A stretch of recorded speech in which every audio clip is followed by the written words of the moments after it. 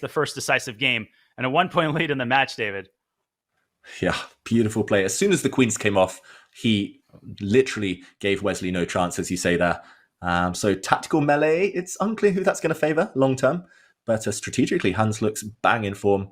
And okay, another Berlin that resembles the Italian, another super slow maneuvering position. I'm hoping they switch things up at some point, but sometimes we do see this, Dania, just the players stubbornly refusing to switch openings. Yeah, SDC matches are totally different like that. We saw yesterday in Fabi versus Fallujah, they were all over the map. I mean, C4 by Fabi and E4 by Alireza, and we had those crazy archangels. So players are just different in terms of their, their personality. Are they going to put pride over, considerations of maximizing their chances?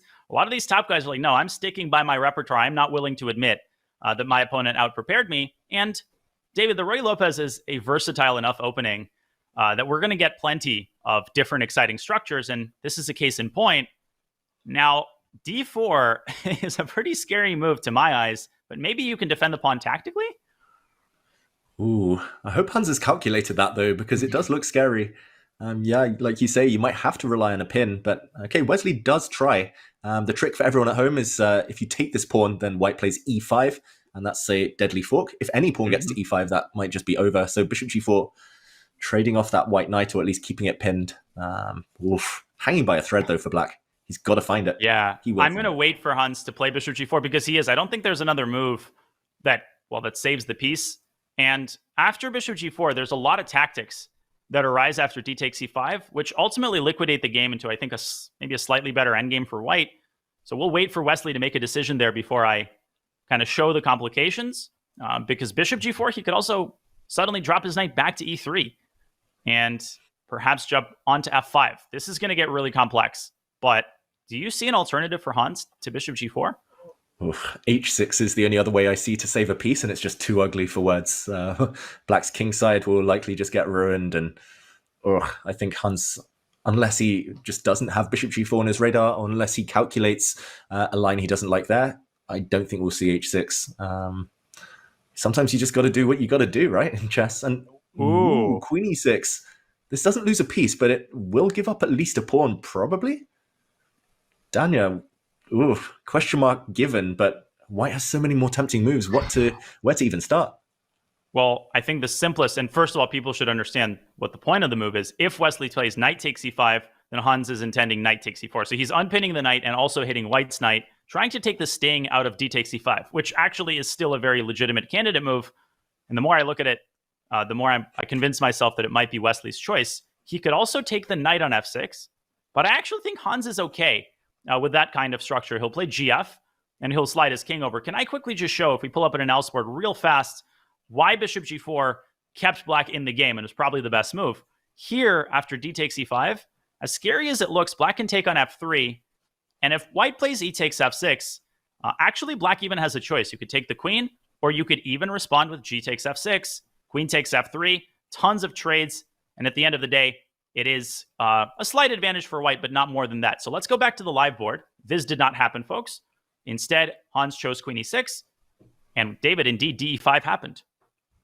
Yeah, I was expecting this. It's just it's Wesley so style. If he has a bunch of options, he'll normally choose the simplest as long as it's a position he can manage. And now the idea is if the white knight is snapped up on c4, then I guess he's going to take the black bishop, get rid of black's bishop pair. He'll end up a pawn to the good no matter what. And it's still messy, Dania. It's still messy, but black's going to be a pawn down and potentially facing some type of coordination problems, tactical issues still. So it just looks simple and strong for Wesley. So, yeah, I'm really not sure what Hans missed there, because he spent over a minute. He recognized the gravity of the situation. But you're right, David. I mean, the threat of bishop takes f6 and the possibility of the pawn inching forward is forcing Hans to take some desperate measures here. He might end up a couple of pawns down when all is said and done. But how does Wesley take the off-ramp here? Does he start with bishop f6 and play dc? What catches your eye here? What suits your fancy? e5 is also a move, by the way. Yeah, e5 looks fancy, might be strong as well. I would be too tempted to take that knight, unless you could take on c7 first, hope black plays a move like knight takes e4, then just install a bishop on d8, for example. But, I mean, yeah, I would take that knight, take a pawn on That's c7. a great word, David. That is the perfect word to describe that kind of move. You screw it in there. Exactly. If this were OTB, you look at your opponent while you screw the piece into the board, but no. Okay, he trades the knight, ruins the black pawn structure, understandable. Now he's going to take on c7, most likely, and he'll be a pawn up, at least for a while, and it's going to be slightly tough, Danya, to remove that far advanced pawn from the board. I think he should just take it. Is he considering alternatives? What else could he be thinking right now? Just take that pawn. It's a pawn. Yeah, take it, and he does. And you said remove. Shall I say uninstall that pawn from the board? Almost as hard as uninstalling, the bloatware that comes with a new phone nowadays, or a computer. Rook to e1 by Wesley, criticized by the computer, but that's because it's just jealous of how good these players are.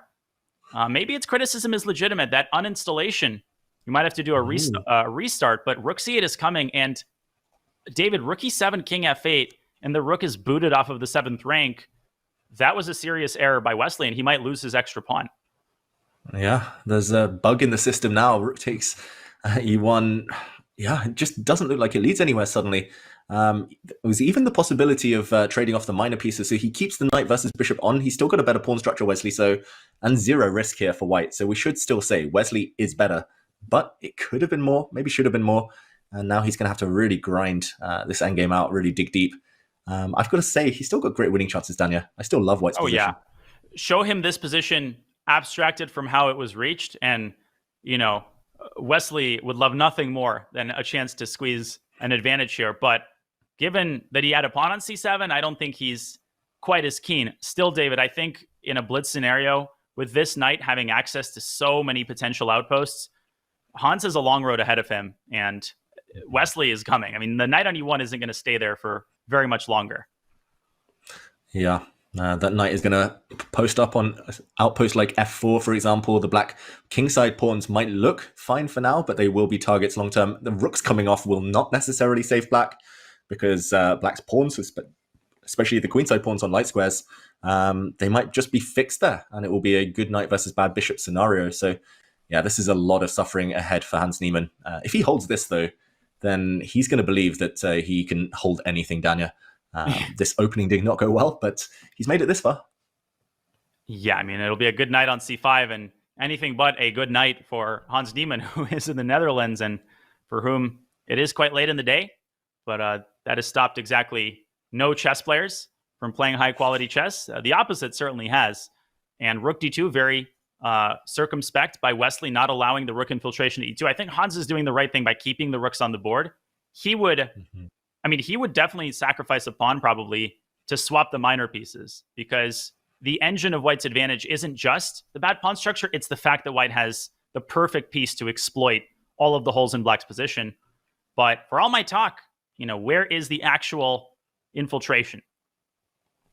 Yeah, Hans has played this quite well, because now as soon as the white rook ever moves, the black rook will slide to b5. It might well just do that now, and the white rook is being kept honest. And pawn to c4. Committing a pawn to a light square is not an easy decision, I've got to say. So I am not 100% sure Wesley's going to find that, but c4 actually sets up the threat, Danya, of winning the black bishop. If the rook moves to the wrong square, oh my f5, gosh. And that bishop is trapped. Where did that come from? I have to show that. I have to show that for newer players, just so instructive. David, sorry to cut you off. You spotted it. c4. Are you trying to trap the rook? I was looking for ways to kind of get the knight to a1. No, the point was to play f5. Bishop c8 is the only retreating square, and this is a fork. Black would have to keep shuttling the rook on the 5th rank, but this just looks awful. Now the rook actually could get trapped. Anyways, that was a missed opportunity.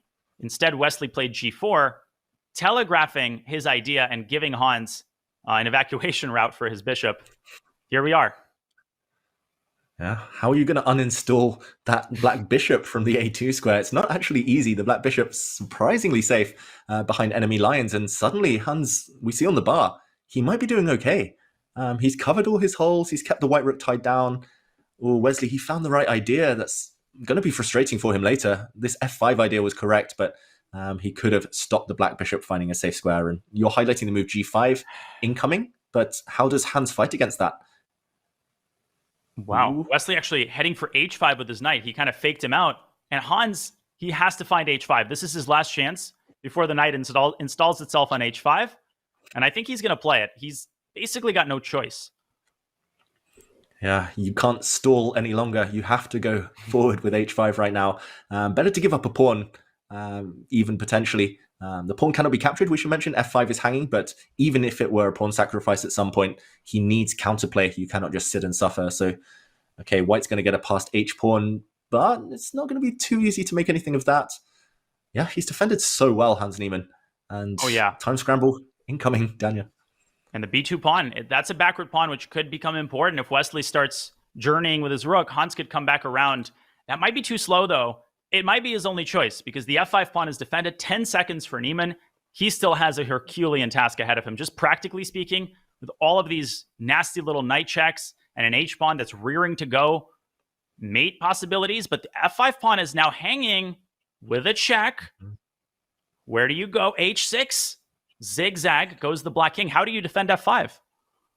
Yeah, not easy. You can continue giving some knight checks, but you're suddenly losing coordination with your pieces. I should mention, black dodged a checkmate in one a moment ago after knight h5. The black king had to do this little zigzag. It couldn't have gone to h6 instantly, but he's dropping f5, and this is suddenly anyone's game, Daniel. This might be the last game. Last game before the break. It's going to be, wow, it's going to be tense. It's going to be really, really important for the overall match. I think every game across all three time controls is going to end up, almost every game, in one of these time scrambles. Hans is right back in business. And the knight is almost trapped. It's on its last legs. Rook e8. Oh, rook g2. h5. One block strip. And now he's hung his knight. And he doesn't take it, but he flags. And look at that celebration from Hans Niemann. He holds his nerve. Wesley so collapsing there in the time scramble. Had a winning move, but ended up losing on time with his knight trapped. And